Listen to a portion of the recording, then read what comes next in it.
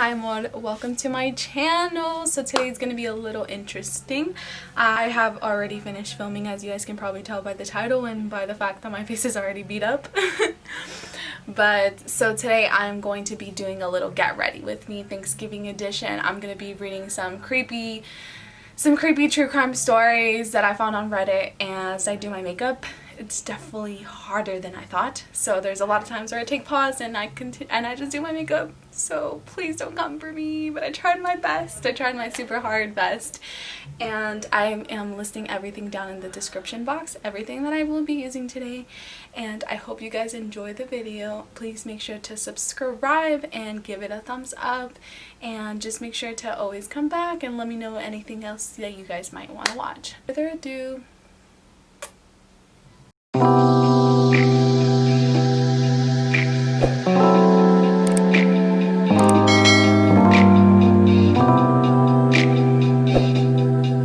my little headband, and I am ready to go.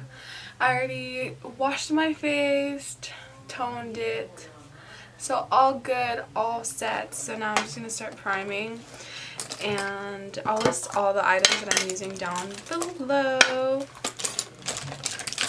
But so we'll also get started with some of our story times. I'm really excited to read the story times. I haven't really read all of them, but I read the first one and I was just like, okay, well, okay, well, getting spooky. And again, sorry guys if you hear a lot of noise and stuff, but it is Thanksgiving. I am filming on Thanksgiving. There are people over, so it's fine. But so let me just start reading some of the stories while I prime my face and stuff. Also, this is my first time doing my makeup while also just talking, which again, thank you to the Queen Bailey Sarian.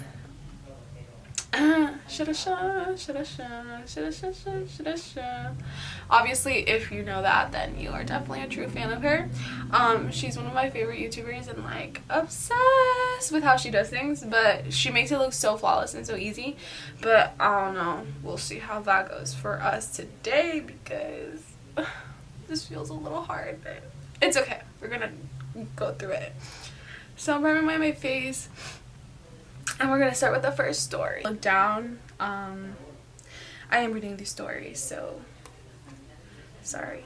But every Thanksgiving and Christmas, we would go to our grandparents' house. This story took place on Thanksgiving. I was 15 years old, and that's the age where I began not enjoying hanging out with adults in my family anymore. Suddenly listening to the stories of when I was a kid or when my parents were just kids was just not that entertaining anymore. We had Thanksgiving dinner early. It was about 2 p.m. Afterwards, I was beginning to feel a bit angsty. I let my parents know that I was going to go and explore the hollow a little bit. It had been a while since I've done so. I didn't even think of asking my younger brother and sister if they wanted to go. It was fine because honestly, I felt like being by myself. I knew that I didn't really have a lot of time to explore before it got dark. So I set out and made sure I knew how far I could go and still get back before the sun had set. I didn't do the greatest job at it, though. If you've ever been out exploring to the woods, you might probably know what I mean. You can easily get fascinated with the woods and the hills and lose track of time. It got very, very dark before I was anywhere close to being home.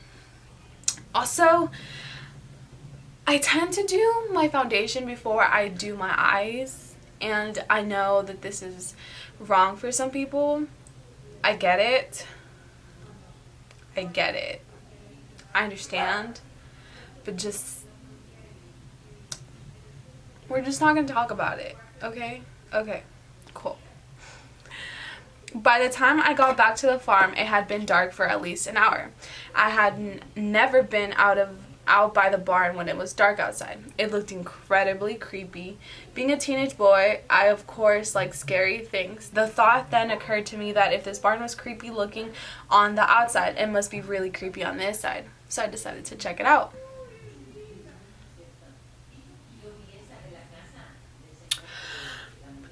Okay.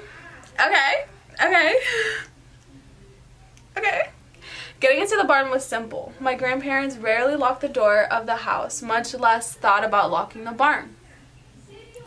They lived in a really safe area where crime was pretty much unheard of. The barn did have one of those heavy wood locks on it.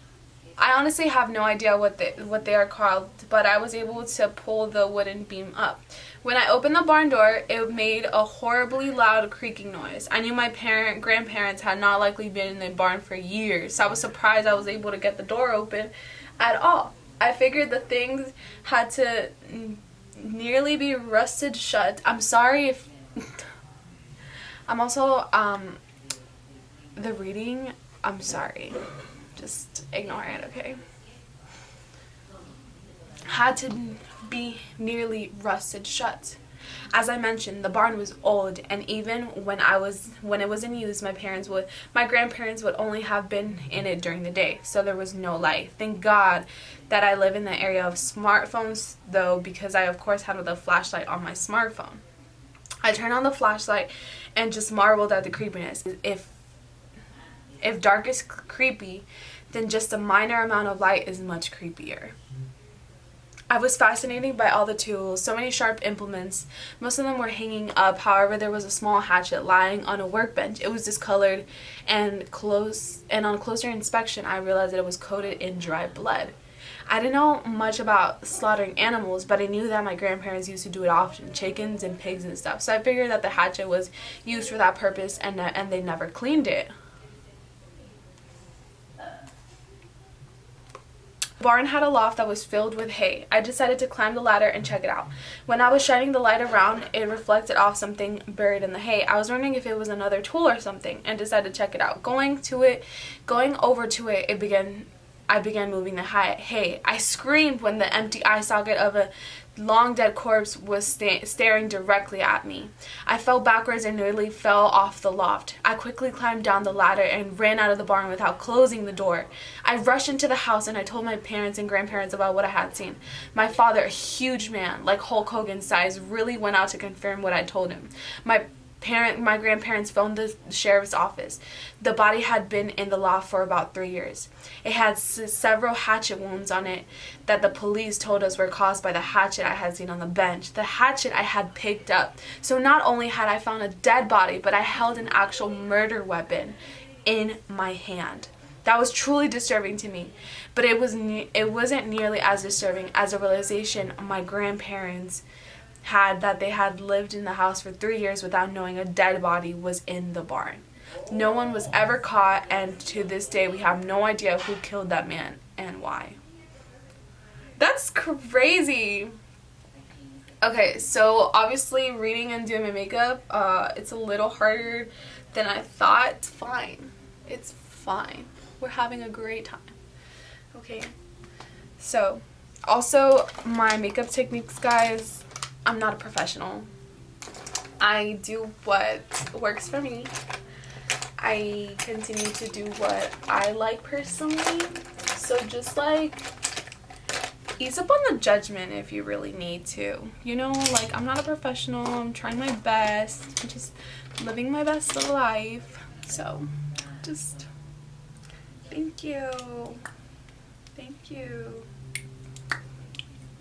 Okay. Number 2, alone.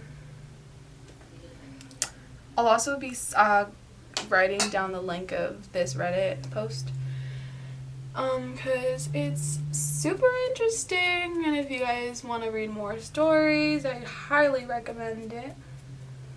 So I'm just gonna do my eyebrows real quick because I need to focus, so BRB. Finished doing my eyebrows, and I also did put a little primer and stuff, and again all the stuff that I use would be in the description box. So we're on to the second story. It's called Alone. I thought that going to college right out of high school was intimidating. I came from a small town, went to a huge college with an enrollment of over 50,000 students. It was crazy to me how active the campus was all the time. I thought that was a culture shock, though. It was nothing compared to what happened during Thanksgiving break. I didn't have that kind of money to be able to go home, so I remained in my dorm room alone during the break. Didn't realize that this also had me one of the few people not only alone in the dorm buildings, but on the entire campus. We had so recently been just a metropolis of people become a barren wasteland. If the loneliness wasn't enough, a snowstorm hit the night before Thanksgiving. I recall waking up in the morning about 7 a.m. and looking out across a completely barren and desolated campus. Now I suppose this doesn't seem weird at all, but it was a complete shock to me.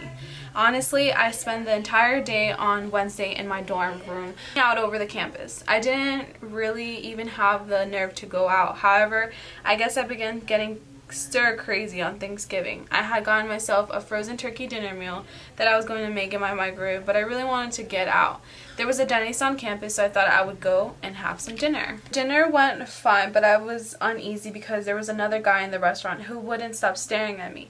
It made me uncomfortable. I normally like to take my time in a restaurant, but couldn't bring myself to do that here, so I immediately, after I was done, I left. Walking home, I nervously kept looking over my shoulder. It didn't take long before I noticed that the guy was following me, and he was walking faster than I was. By the time I had gone to the dormitory doorway, he was already up the front steps. He called for me to hold the door for him, but I didn't. He seemed pretty old for a person living in the dorms, but if he was a student, he would have an electric key card to let him in. I looked back as I went up the stairs and saw him standing in the foyer. I'm not sure how much later it was, but I heard a knocking on my door. I got up and looked up to the peephole and was surprised to see that the man from outside standing in front of my door. I wasn't sure how he had gotten in or nor how he found my room. Rather than acknowledge him, however, I went back to my desk quietly. He knocked a few more times and then he left. About 5 hours later, I heard another knock at the door. At first, I of course expected it to be that man again. However, when I looked at the peephole, it was the campus police. I let them in. One of the other students that was in my dorm building had gotten attacked earlier that day, and they wanted to know if I had seen anything suspicious. I explained to them my experience. They had arrested a suspect, and I had to go with them to see if I could identify this person. It indeed was the man who had followed me home from Denny's. He apparently had gone door to door knocking and hadn't known where I was. He eventually came across someone who opened their door, and the person who did paid a price. That's crazy. See, like, it's not like a paranormal story. It's like a real true crime story like that. But, like, it sucks because, like, we really gotta be scared for our lives the whole time. Always. And it's just like, sometimes I hate being a girl because, like, for example, we'll be walking home and, like, I'll be walking to my car. I'll literally leave Walmart. I'll do whatever. I'll be walking to my car and I'll literally have to, like, double check everywhere. I will have to, like, make sure I'm holding my keys in the position that I'm ready to attack, that I'm ready to jab someone in the eye if I have to, and just all of the above. Like, again, I don't know what color I'm doing. I don't know what color. I don't know what anything I'm doing. I'm just spur of the moment, baby. So, our third story is called The Parade. I want the story to be anonymous, so I'm not going to tell you where it happened. What I do have to tell you is that the city it happened in has a really large Thanksgiving Day parade every year. I'd never been to one of them before, but I always watch it on television. I went ahead and decided to go one year. I couldn't find anyone who wanted to go with me. None of my family or friends wanted to spend Thanksgiving standing outside on the cold, I guess.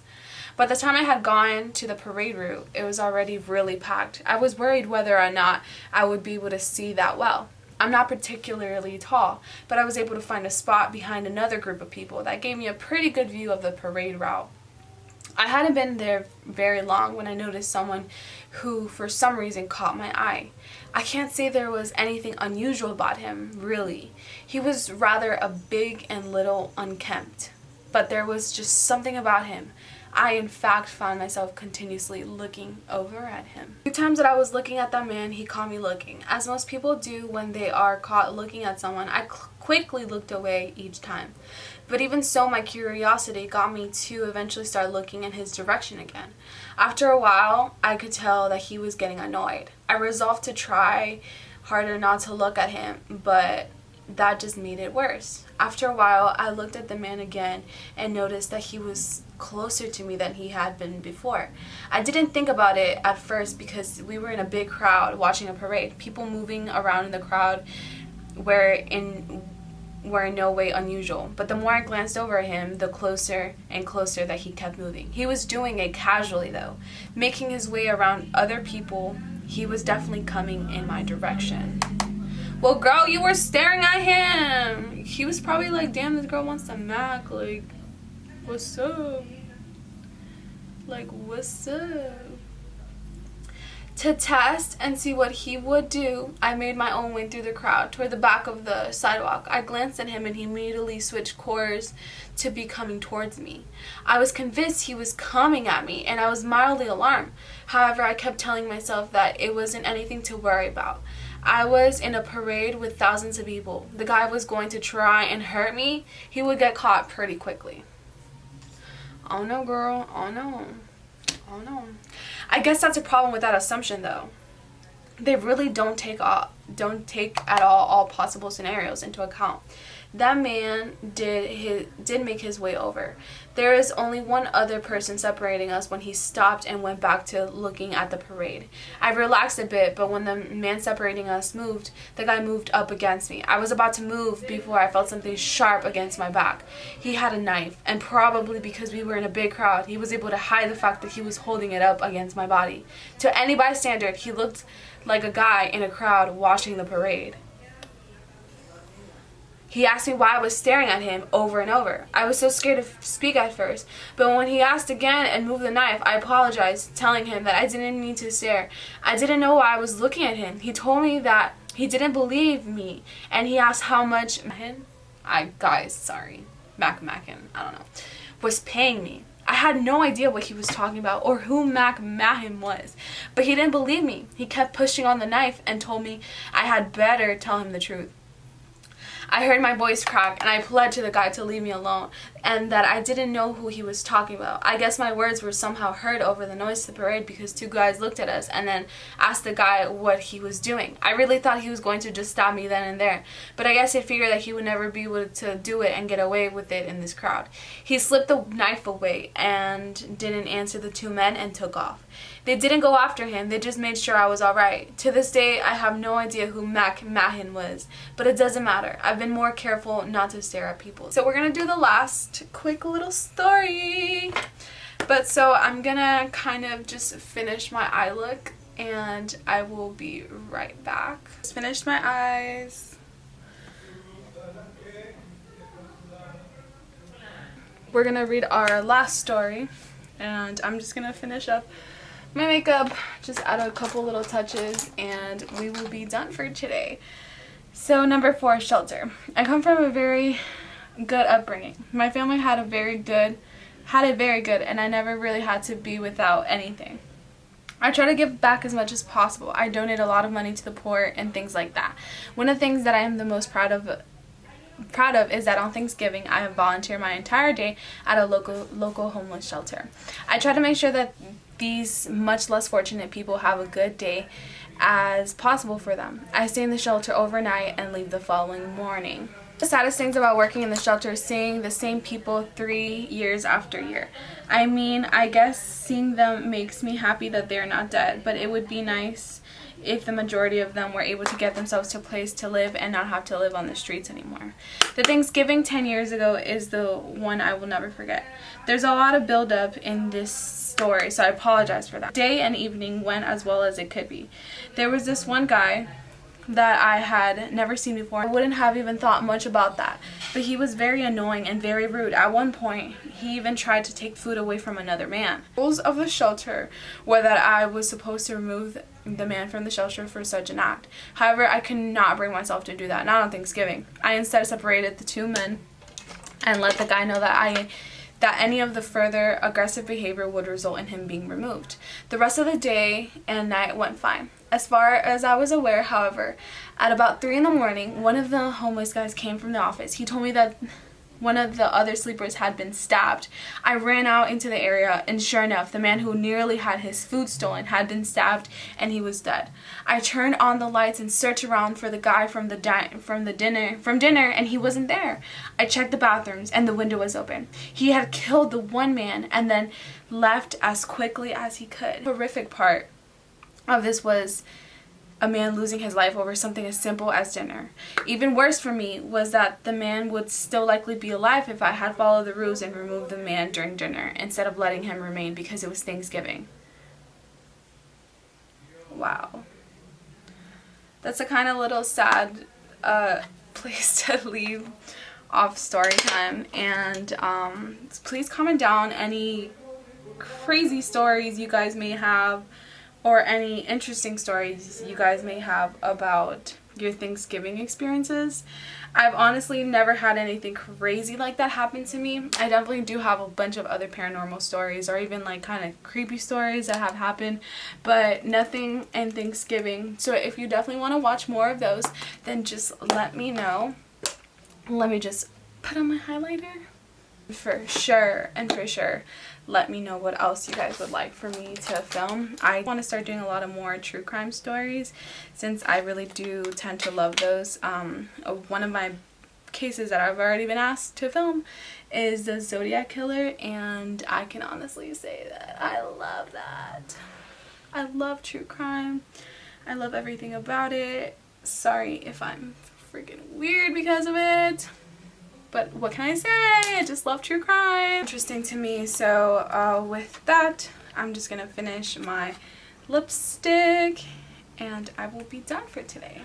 So like I said, guys, thank you so much for joining my little get ready with me. I'm going to just continue to finish my hair and get ready, and I will be also filming a little mukbang later. So I'm super excited for that. Happy holidays to everybody. Happy Thanksgiving. Thank you so much for joining my channel, and just let me know other things that you would like to watch. I do have all my social media listed down in my description box, and make sure to thumbs up and subscribe, please. Bye.